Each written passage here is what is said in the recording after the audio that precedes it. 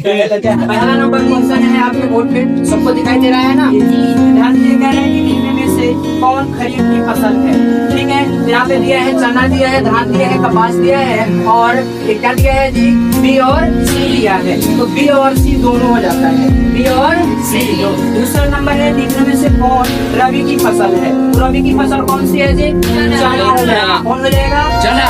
ठीक है, तीसरा नंबर है कह रहे कृषि की क्षेत्र से संबंधित है। आपको हम पढ़ाए थे, बहुत अच्छे तरीकों से बताए थे कि जो कृषि होता है वो प्राथमिक क्षेत्र का है। कौन सा क्षेत्र का है? प्राथमिक क्षेत्र का है। तीसरा अगला नंबर है कि निम्नलिखित में से कपास की खेती के लिए कौन सी मिट्टी सबसे अच्छा माना जाता है। ठीक है जी, तो कौन सी मिट्टी हो जाएगी? कौन सी मिट्टी? काली मिट्टी। ठीक है जी, अगला नंबर आता है कि निम्नलिखित में से कौन सा उस कृषि प्राणी को दर्शाता है, कौन सा उस कृषि प्राणी को दर्शाता है जिसमें एक ही फसल लंबे चौड़े क्षेत्रों में उगाए जाते हैं। तो आपको हम बताए थे ना जी, हो जाता है रोपण। कौन सा हो जाता है? रोपण कृषि जो होता है वो बहुत लंबे चौड़े क्षेत्रों में उगाया जाता है।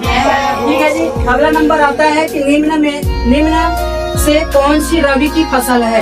इनमें से कौन सी रबी की फसल है? तो रबी की जो फसल है वो कौन सा हो जाएगा? चना हो जाएगा। ठीक है, अगला नंबर कह रहा है कि इनमें से कौन सी एक फलीदार फसल है। कौन सा फसल पूछ रहा है?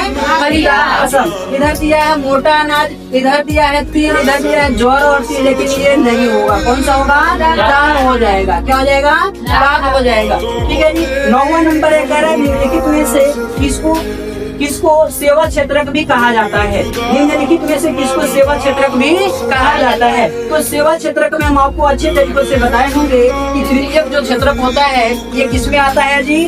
सेवा क्षेत्रक में आता है। किसमें आता है? सेवा क्षेत्रक में। और अगला नंबर आता है कि खरीफ की फसलों के बोए जाने का समय है। कौन सी फसल के बारे में पूछ रहा है? खरीफ की फसल के बोए जाने का समय पूछ रहा है। तो अक्टूबर और दिसंबर होगा नहीं, अगस्त और अक्टूबर होगा नहीं, मार्च और मई नहीं होगा। तो क्या बच गया?